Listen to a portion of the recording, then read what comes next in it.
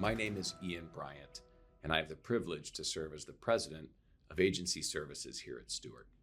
We're kicking off a new series where every month we'll interview one of our valued agent partners and discuss how they got into the business, their insights and strategies, and overall an exploration of interesting topics related with their businesses. Join us.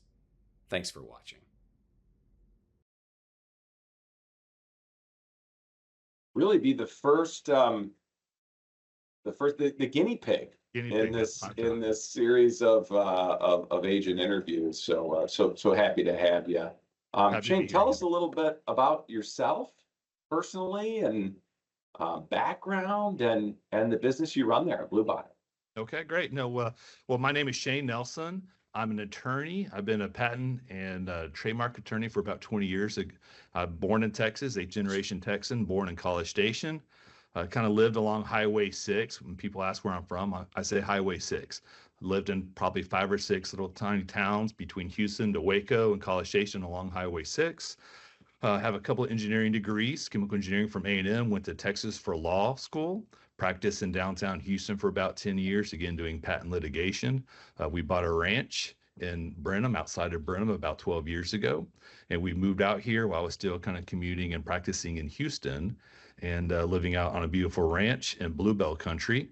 And kind of got to the point in my career where I was representing national clients, international clients, but not having a kind of an integral connection with the community. I was feeling a lacking of either fulfillment or just wanted to be a little bit more involved with the community and trying to figure out what could I do as a lawyer, what could I do to add value. And probably 7-8 years ago, we were trying to come up with what does that look like for me as a lawyer in a smaller town, a smaller area, and having many different friends as agents and banks and kind of investors. It seemed like there was a need for a customer service kind of focused title company. I think in the rural areas of Texas, traditionally there's been a lack of customer service. That was pretty apparent here in the counties around Brenham and Washington County. And so that journey kind of 7-8 years ago, started looking at that, investing in that. There were personal things going on in our life that just didn't make sense. And so in 2020, we decided that, hey, if this is going to be the time that I want to start a title company, let's go ahead and do that. So that was kind of some of the reasons where didn't know anything about title. Again, a very good lawyer, very good patent and trademark lawyer, but kind of transferring and transitioning to a different career slightly and just roll up your sleeves and figure out how to do it from ground up. A little scary, but a fun adventure. I mean, that's one of the wilder entries into title, to be honest, that I've heard, Shane. That's pretty cool. So how long did you practice on sort of patent law prior to jumping in? It sounds like in 2020. Sure. Well, I still practice patent law and trademark law as a small part of my kind of legal docket. But I guess in 2005, I graduated from law school. So that's been about 20 years, now. But I was with a couple of big law firms down in downtown Houston, lived in the Heights in Houston, have a lot of connections, parents, grandparents, great-grandparents, everybody's from Houston. Although I was kind of from originally College Station, I had a lot of family history in Houston. And then we moved up here to Brenham, Washington County about 12 years ago. Experience. So tell me how, I guess, in terms of details, getting into the industry, did you start a title company from the ground up? Did you acquire something? What was your entry in? No, for right or wrong or ignorance or brilliance, started at ground up. I was the first employee. I was the first escrow officer. Read the rules, rolled up the sleeves. Stewart was the first underwriter. I actually I like that. Very little about, figured you would, knew very little about title and title companies, but honestly, the one title company I knew was Stewart Title, being from Houston, kind of Gulf Coast in Houston.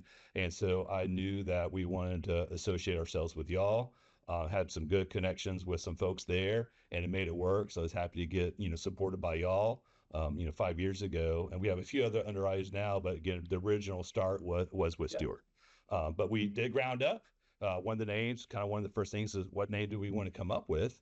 And it was Bluebonnet. It was easy for me. Blue is my favorite color. We're living in Bluebell country. Blue bonnets everywhere, and did some searching. Bluebonnet was available. Bluebonnets across the state of Texas. A few people say, where do you want to go? Where are all the locations you want to have? Well, anywhere there's a Bluebonnet, right? That opens up the the territories a little bit, but Bluebonnet was great. We got trademarks, a lot of different trademarks for different things, including for Bluebonnet. So that was the easy name for us as a company. But again, every process, every employee, everything we did, what was ground up. Wow. That's wild. So fast forward to today. Give us a snapshot of your business, kind of geographies you operate in, locations, employees, like business mix, just roughly. Give us a sense of where we're at here 5 years removed, I guess, from the Yeah. start. So we were fortuitous in starting in early 2020 when the world was falling apart, and but we were able to differentiate ourselves on speed that first year or two when the title industry, everybody was very slow, being overwhelmed, but we were consistently able to focus on customer service and speed. So we started Brenham, first location, downtown. We found that we were offering something unique and different in the industry. Different people were wanting us to go to different locations and expand. Our second location was in Austin County in Belleville. To do that, we needed a title plan. We spent a year plus building it, sending somebody to the courthouse every day, scanning documents, right? It took a lot of time and a lot of money. I think we have one of the best ones, electronic full back to sovereignty in Austin County. Very proud of that. But that was a big endeavor. The next year, we did a Round Top location in Fayette County, very similar model there. I always wanted to be in College Station for multiple reasons. And then the year, I think after that, we opened which was last year, we opened up our College Station branch. Not trying to be everywhere, because I think you lose that, community feel. If you get too big, you lose, at least from my perspective, relationships and quality control. So trying to figure out where you can be to have maximum impact, but still have, a smaller title company, smaller community kind of title company feel, and still offer the best customer service. So now we have 4 locations, but we've been aggressive in building title plants ourselves, and I can kind of go into that later on. We built 10 of our own title plants for the last 4 years. So our license in 13 counties, 10 of those are our own title plants, focusing on the rural counties, kind of between Houston, Austin, and College Station, and a little bit more toward the Gulf Coast now. And not necessarily focusing on the big cities, but focusing on those rural areas where we can differentiate ourselves on customer service. And is that tied to where you see growth happening from a population standpoint, and or where you see population growth coming in terms of some of those rural communities, or is it more just driven by service differentiation opportunities? I think all the above. One is growth. One is differentiating customer service. 3 is where our agents and our clients, are doing work.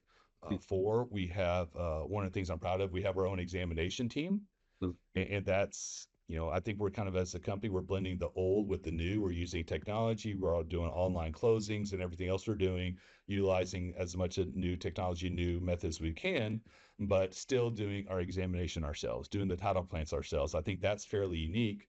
We can do a whole lot of complicated acreage and developments, and going back to sovereignty, that's hard to do for a lot of folks. And that's one of our, I think, competing differentials. And that allows us to go in those rural counties and rural areas, again, where you don't have widely available title plants.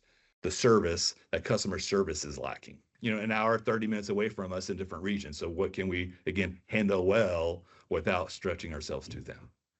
But for context sakes, for those listening, my sense is in a lot of these counties, in terms of being able to, Texas is a title plant state, first of all. But my sense is in many of these counties, the title evidence is really largely controlled by the local title companies who have their own plants. In many cases, there may not be widely available ability to produce title apart from that, which is why you're going out, building the plants and really creating differentiation of service, versus in places where, plants have really become sort of a commodity. No, that's right. If you go to Houston, Austin, Dallas, San Antonio, some of the big counties, you have, a couple of primary title plants that everybody uses. You go to the small counties in South Texas, West Texas, East Texas. Traditionally, you've had 1, 2, 3 different title companies with the title plant, and that's the barrier to entry. I think a lot of that's changing, as everybody knows, in the last 5, 10 years, with different folks having different, varying grades of quality title plants. But that's still something that a lot of people don't want to handle or tackle, and something we still see that there's a need for. We Yeah. traditionally, as we started, when it was just me and one other person, we didn't have the examination team. We were having to send that out to third parties for examination. Honestly, it didn't work. Did not like it at all, and I still hate sending out orders, even some of the bigger counties where there is a title plant where you can get evidence from to third parties, because the evidence isn't as good. We lack that control. It takes a long time to get it back. And for hard ones, it's just not the same. And so we were forced to kind of build it ourselves in small counties and medium-sized counties and some bigger counties, again, for quality control, for speed, and to know that it's done right. Shane, what strikes me, you have conversations with agents all across the country. And I'm reminded, even just from sort of your strategy, how you've grown, how you continue to grow, the local nature of this business, to really understand where the population growth is coming, to really understand in various counties what the competitive mix is, who those primary clients are and how they're getting service, and even the nature of data, right? Where it's largely commoditized, right? In terms of maybe a Harris County in Houston versus some of these areas. And I have to certainly compliment you on the way you've sort of assessed the landscape, local to you, understood what the competitive forces are, and then gotten after it, right? And been rewarded with growth. Um, let, let me take a step back just for a minute. You have the advantage of stepping into this thing with a totally clean slate. And this is an industry that hasn't changed a lot, right? In some ways it has, but in some ways it hasn't changed a lot in the past 50 years. What were the things that, as you walked in, surprised you, and either maybe didn't make sense and you felt like you were able to create change around, or maybe things that surprised you that you ended up realizing, no, we actually have to do things this way. But you had the advantage of not growing up in it, right? Which so many of us did. But I'd love to hear your insights that way in terms of sort of epiphanies as you walked in with a fresh set of eyes. Sure. No, I think it's a double-edged sword. I think it's been beneficial to us overall. I never want to do something that, if everybody else has the same product, does it the same way, that's not fun for me. So I'm always looking at, how do you be innovative in a traditionally, you said, boring title world that hasn't changed for 50 years. The price is the same. The product is essentially the same. How do you differentiate yourself? How do you have fun? How do you be innovative? And so I take it on a challenge every day, every week, every month. How do we be different? If everybody else is doing it, I don't want to do it. How do you stand out and have fun and push those boundaries and have innovation? So we've done a few things. I think that's fun. But we do a lot of I'm a trademark lawyer, so I come up with different phrases and we trademark whatever it is. Nacho, parents title company, you're a community title company, all these different things that you can have fun with. And be innovative, and whether it's branding, whether it's marketing, how you treat folks. We have a great Taco Tuesday party come up in a couple of days where it's a lot of fun, and you have local business leaders and politicians, and it's a spot where you have a bunch of different people who wouldn't necessarily come together, get together. But a lot of that's based on that, not just innovation, but that community feel. How can I, respect the community and treat the community different, not just like another big brand title company, but integrally related to the community, and how can I still reward the community, I guess, be affiliated and help the community. I guess that's a little hard to say, but what do I do just to be involved with the community and with innovation, both locally and kind of statewide, nationally. And we were very lucky to start with Qualia. I think 5 years ago, we were one of the early adopters of that. And so now that's going to be kind of revolutionize the industry. Everybody's going to be using, maybe a similar platform to that kind of in the future. So whether it's wires, whether it's closing, how do we handle the customer, their feel when they step into the closing room and step into our office. There's just a lot of different steps that you can do from a fresh perspective. So that's fun, but it's still challenging. So, you're in times past, I've heard you talk about and really emphasize sort of your company culture. right? This is a people business, and every file, every closing is delivered by people, right? And probably the quality and experience for this is driven by how we and our people show up. So tell me a little bit about your culture and what are kind of your core values that you seek to embody, and how you seek to really, beyond words on a page or a poster, um, drive that with your team. Sure. Well, we have about 25 folks. We have 7, 8 escrow officers, 5 plus examiners, and we have 25 folks spread over 4 offices. We like to have fun. That's one of our first mantras and values is having fun. Not every day may be joyful or have fun, but we generally are having fun. That starts kind of with me and percolates down. Team approach with those 25 folks, we're very much of a team. If you don't want to be a team player, this is not the right spot for you. Even if you're a fantastic escrow officer, fantastic other person, if you want to be on the same team, you're not the right spot. It is about relationships, kind of going back to one of your earlier questions of what some of the surprising things. From my engineering background, I lean toward you have the best product and service, everything else will fall in line. Mm-hmm. And that's sometimes I 100% believe that we consistently have the best customer service and product in our areas that we're kind of serving, but it's still surprising of those long-term relationships in small towns, long-term, right or wrong, or somebody's mama's brother's daddy, worked there. They use that for, 20, 50 years. And even though we have a much better product and service, we're not going to get that business. And that's probably, but business is relationships. And that's one of the more frustrating things on my end is, again, if you have the best product and service, you would think as an engineer that stuff comes to you. There's no brainer why it wouldn't, but there's a little thing called relationships. And that's something that we focus heavily on, making new relationships, focusing on those relationships, particularly from a small community perspective. You touched on something there right at the outset, which it sounds like was a motivator for you to even start this.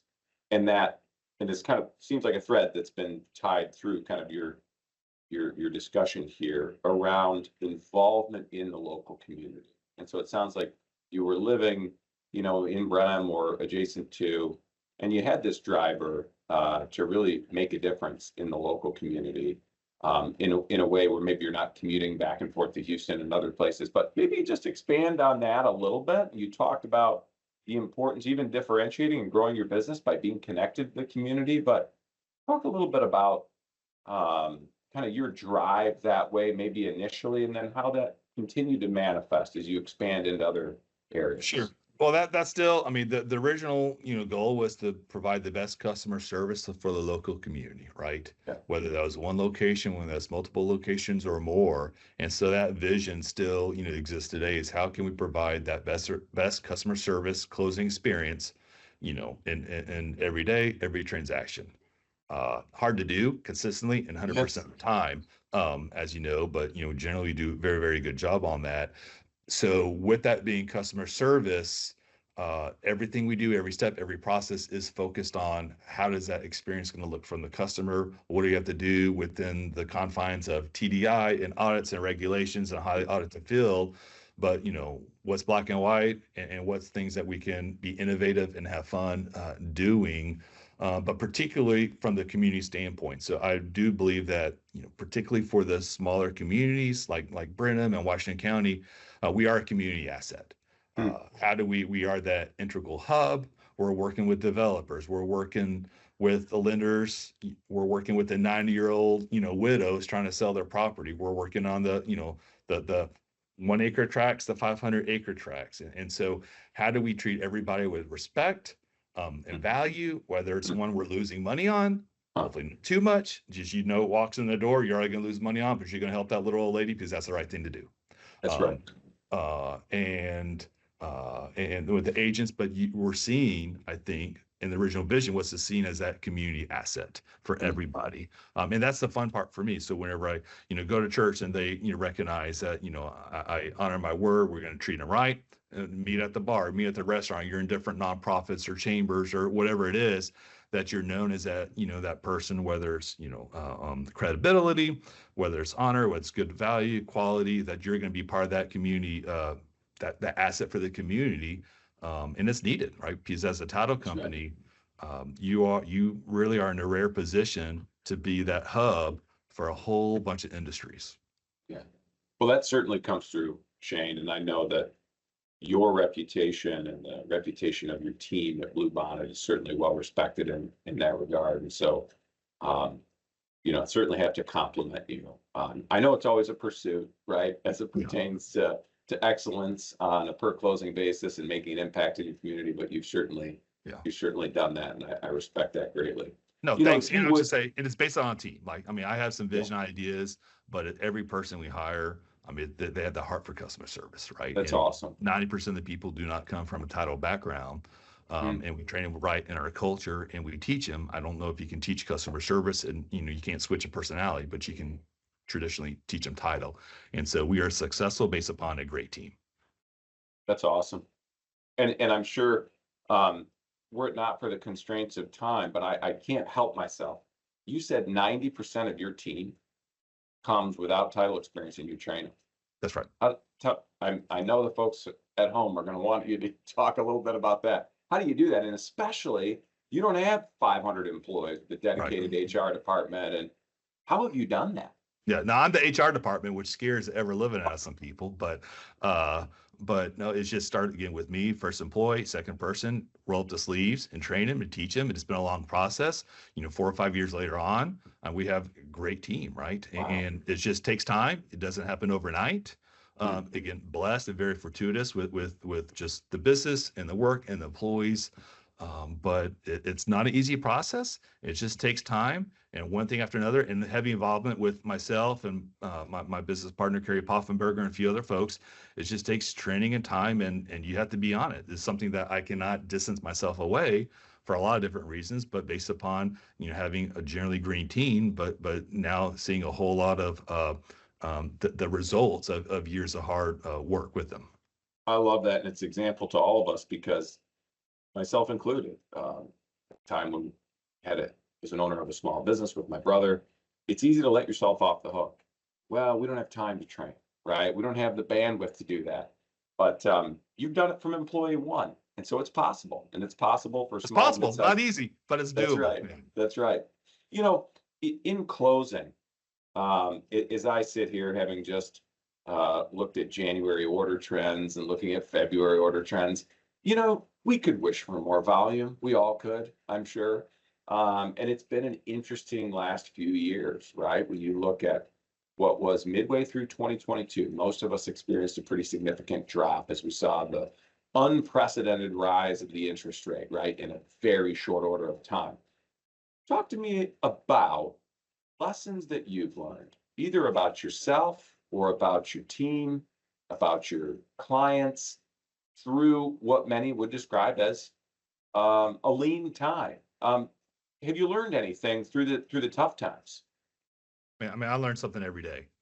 We have, I don't know if I have an Elon Musk break it mentality, but on it every week, every month, if it's not working, let's fix it. Let's change it up. If there's a way to do a little bit better, let's change it up. It may not work. Let's fix it. So I think for us, flexibility is key, just from us as a company, but also just to adapt to, busy months or slow months.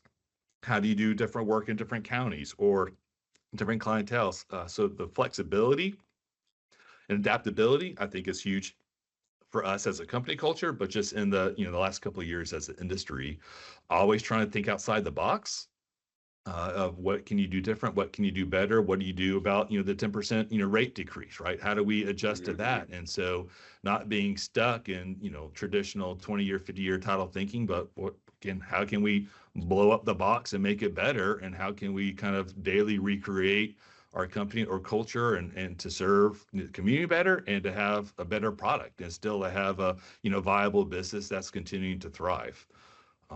So that's kind of a general question though, but that kind of that relates to new markets. How are you doing business? You're hiring. Who do you need to hire? How do you hire? Is that part-time? Is that third party? How do you use third parties instead of your own employees? There's a lot there that it kind of affects. Well, I love that, and I think from a leadership standpoint, to have both a performance orientation and culture where you're striving to deliver, as you've said, great service to the community and really get after every file, large or small, the premium, right? But at the same point in time, to model that willingness to relook at every process, be willing to make mistakes, and create an environment and a culture that's safe to make a decision and make a mistake. That's a big deal. That's a big deal, and that comes from leadership and a great culture. So, gosh, in closing, Shane, any final comments or anything we've missed here that you'd like to cover? I don't think so. I think just the idea though is from an independent agent, again, blessed to have Stewart's relationship with y'all. I think just there's a big divide or a big difference in different title companies, whether it's big city title companies or rural title companies, JVs, wholly owned, like us, an operator, owner operator type company. And, it's tricky. And so you have a lot of consolidation in industry. I think that's still going to occur this year. And so for everybody, particularly the smaller folks or their small independent companies, is that, being flexible and how do you just adopt to a lot of industry changes. And so we're trying to evaluate that too, but from Stewart's standpoint, how can y'all help us on whatever wire fraud, just adopting the newest technologies and pushing that, and just not only we need to be innovative, y'all need to be innovative as well. Yes. And how does Stewart be the first one to say, hey, we need to be thinking of this instead of other people? How do you be the leader instead of the follower? And that's kind of what we do. How do we be the leader instead of follower? So I would submit that, even though you're big, how do you challenge yourselves and innovate, and not only for y'all, but to help us too, right? Well, I think the point is well taken, Shane, and I think it's certainly not lost on me that we are in an environment for all of us, and definitely the independent agent, that maybe has never had more pressure points, right? Texas, certainly with some discussion around the rates, but everywhere in terms of depletion of volume, new risks emerging in the past 3 to 5 years around wire fraud and vacant land schemes, right. Lack of talent, frankly, in the industry. And then, of course, all of the advocacy stuff that's out there that poses threats and uncertainty at some point in time. And again, I think to your point, what I love about your story is you've found ways to exploit opportunity and be creative and get after it over the past few years. And that's why we want to have discussions like that. That's why I want to have discussions like that, because hearing where your all's pain points are, challenges me, challenges our leadership team at Stewart to stay close, stay connected, and make sure that the products, services, and support we're creating are timely, right? To really support agents and help them get through and help them thrive. So I always appreciate your and anyone's feedback in that regard. And we're proud to have you. We're proud to have you as an agent, and feel so grateful to be able to partner with you in some small way for your all success. Yeah, and likewise, I just do a shout out to Andy Bolin from our end, not just Stewart, but she is Love a it. fantastic representative for y'all and for us. And so just do have to do a big shout out to Andy. She's one of a kind. We're blessed to have her on the team. That's awesome. All Well, right. thank you, Shane. I so Thanks again. appreciate the time that you've given us here today, and look forward to continuing the partnership in the years to come. Sounds great. Have a good day, Ian. Thanks.